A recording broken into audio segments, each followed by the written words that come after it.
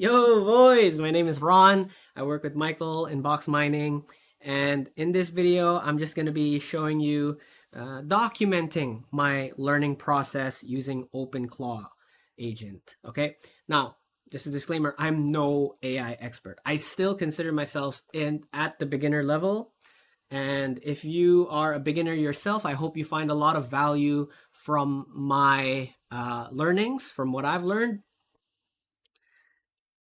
And I feel like this is a very good habit to also implement for you guys if you really want to get not just get better at learning AI, but also sort of testing to see if your AI actually understands and remembers what you guys talked about for today. So, you know, I told Jeff here, my OpenClaw agent, I'm going to be making a YouTube video documenting blah, blah. Can you list out what we have planned and accomplished in the past 2 days? And in your own words, explain what you think my goals are and what are the key takeaways from my journey. All right. Just as I wrote that, I realized, oh my God, this is not just for a video idea. I realized this is like a journal, not just for me, but also for my OpenClaw agent, Jeff, right?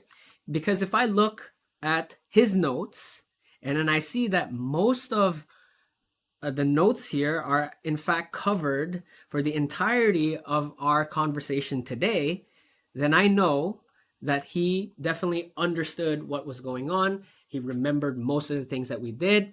And the most important thing, and what I've learned recently, is to save all of this in a plain text file or markdown file and upload it on Obsidian and back it up on GitHub. This is a game changer for me personally when it comes to memory optimization. Now, I know Michael taught you guys about the memory embeddings, the memory indexing, right, with OpenAI. Now, that one is a must, right? It's a must for good memory thingy for your OpenClaw. But the limitations of that is it's kind of still like a black box. You don't really see, right, the entirety of your conversation with your OpenClaw agent for the day because the memory embeddings, the memory indexes is a bunch of numbers, a bunch of vector or whatever the fuck. Sorry, a bunch of whatever for the OpenClaw agent to retrieve and then remembers, yes, this relates to Bitcoin price, right? But for me, I'm very different from Michael. Michael is all about building something very aggressively. He's not very anal about what was being said in the conversation, if that makes any sense. Because I'm the type of guy that wants everything I say to be heard, understood, and then remembered in the future, right?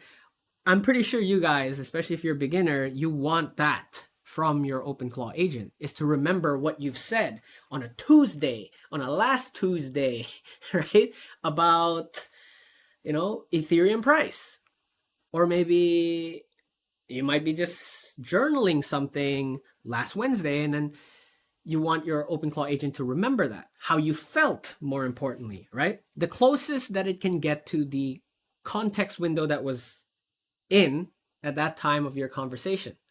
That is sort of a black box for the memory indexing based on my observation, right? Based on my experience. So my workaround for this is just using Obsidian and GitHub because it basically saves everything you talk about in the past 24 hours in a plain text file, and then you push it to Obsidian.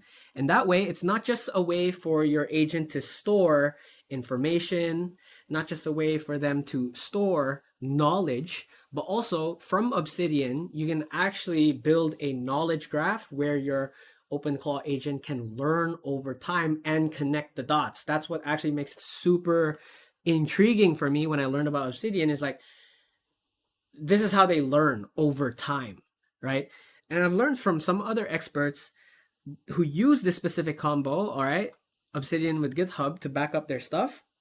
They noticed that by week 4, week 5, a considerable improvement in the dialogue between them and their agent. They noticed that they're much more proactive. They noticed that they would produce an output that is very in tune with the style of the author, right? That's something I want, right? You don't want something that is AI slop. You want something that is in your own unique voice, right? So I haven't gotten to that part yet. I'm still in week 1. That's why I want you guys to stay tuned to my progress. I'll be documenting everything that I've learned every single day here on the BoxminingAI channel. So subscribe, hit the notification bell on, especially if you're a beginner, right? This will be super, super useful to you as we go through this together. So by week 4, week 5, hopefully it will be a much noticeable difference in terms of the output that my AI agent gives me. So here's an example for the news. I was asking, why is Bitcoin dumping today? And it gave me 5 factors. Number 1, BitDeer dumps 943 Bitcoin. That's a Singaporean treasury company. They've liquidated the entire holdings. That's actually pretty big news. It says right here, actually, 0 holdings, fueling minor capitulation fears. Also saying macroeconomic uncertainty, Vitalik ETH sale. Now, from this output, I am actually pretty okay with this, okay? But I'm still not okay with the unique angles that they're taking. I feel like this is still pretty basic. This is still pretty vanilla. It's not much insightful substance that they're giving me, right? They're not approaching it from another angle. They're just reporting. So by week 4, week 5, I'm hopefully get to train Jeff to be good enough to think what angles to take when reporting news. And then connect the dots between this news and another news that are somewhat correlated. I also want to take this opportunity to show you how I feel like this research workflow is actually much better than what I've done before. So before, I would set up a markdown file. Like I would write a markdown file from scratch. I feed it a bunch of sources and I tell it to, summarize these news, right? Connect the dots if there are, and then write your commentary on it, right? Write your take on the news. And I find the output that they give is not good at all. It's actually even worse than this. They would dial up a lot on the sentiment part, and it's so obvious it's AI slop. And this is what I learned, that your research workflow you should be utilizing parallel sub-agents if you want deep research, right? So I actually have 2 separate workflows here. I have one for a daily morning news briefing that is a cron job every morning, Hong Kong time, 7 a.m., where it would use Brave Search API to query multiple sources for the latest news. So X and crypto specific sites for crypto, FinViz for market news, TechCrunch for AI focused, and broader web general searches if they need additional information. Then what they do is they compile that, then pick the top 10 most relevant items, write a structured summary to my Obsidian vault, which is another good thing, see? And if any of these items connect to a potential investment idea, trading signal, or content creation opportunity, such as YouTube video on crypto trends or AI in markets, append it to a backlog at my Obsidian vault projects, ideas backlog. Then just write the summary, and I only want to read this in 2 minutes. Keep it short. I don't want 10 minutes. I just want to know what's going on. What are the hottest news in the past 24 hours? And if I need to do deep research into any one of those top 10 news, that's when I go to research. Here's where it would take a little bit longer, because Jeff is going to be launching parallel sub-agents. And this is, I think, a pretty big difference compared to chatting with your agent on WhatsApp and on Telegram. That's why the Discord architecture by far is so superior, because you have a focus topic without diluting those contexts, right?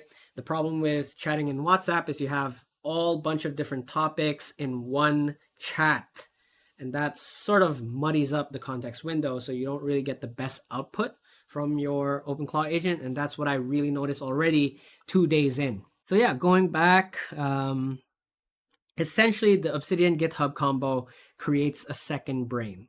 Okay. And what you're going to want to have in your Obsidian from the community plugins is Smart Connections by Brian Petro.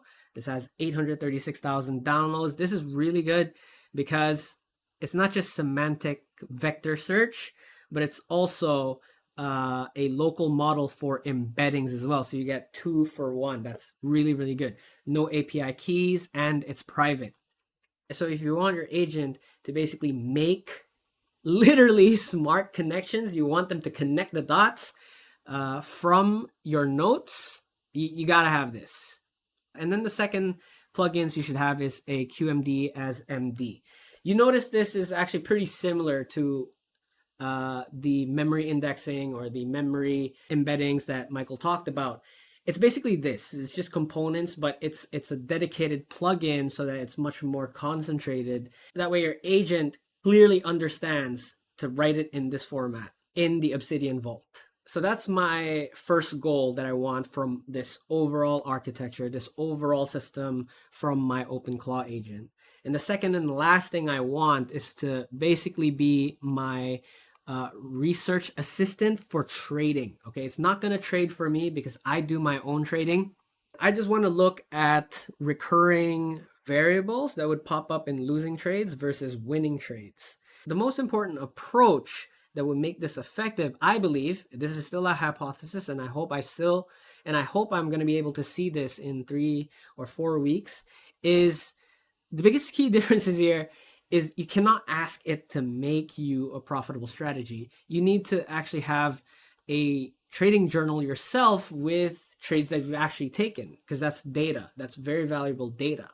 If you have a strategy that you stick to repeatedly, but somehow you're still at 50% win rate, right? That's when you want to figure out what's going on here. What can be done better, right? What has been consistently showing up in the winning trades that I can take following more, and what I've been consistently showing or lack of showing in the losing trades, so I take less or not take them at all, right?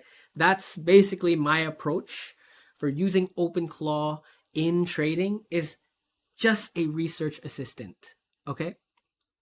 I feel like there's no shortcut if you want to generate a profitable trading idea using OpenClaw. I don't believe in what they say on X, especially with the poly market arbitrage. It doesn't economically make any sense, especially with the fees. I mean, like, come on. Especially with the fee implementation from poly market. I'll rant about that in another video, maybe not on this channel, but you know what I mean. Basically, my approach is, you're here to help me. Right? I'll give you my data. You help me find variables that are hard to find, right? Or it's just a lot of time working on it if I were to find it myself manually. So things like, order flow data, that can be delta, that can be volume, things that are outside of price action that are candlestick patterns, okay? So yeah, I want to keep this video pretty short. I hope this video has helped you, especially if you're a beginner setting up your OpenClaw and want to really improve memory optimization for your agent, right? So for me, on top of memory embeddings and indexing, I also want to set up Obsidian GitHub so that my agent can journal himself, right? Can journal himself and then understand what's going on, and more importantly, me to understand that he understands that I understand, if that makes any sense. Okay?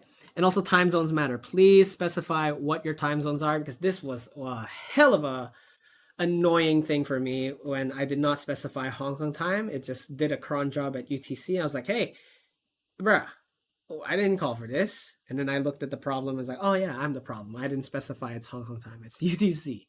Okay? All right, boys, take good care of yourselves. See you in the next video. My name is Ron. Shana now.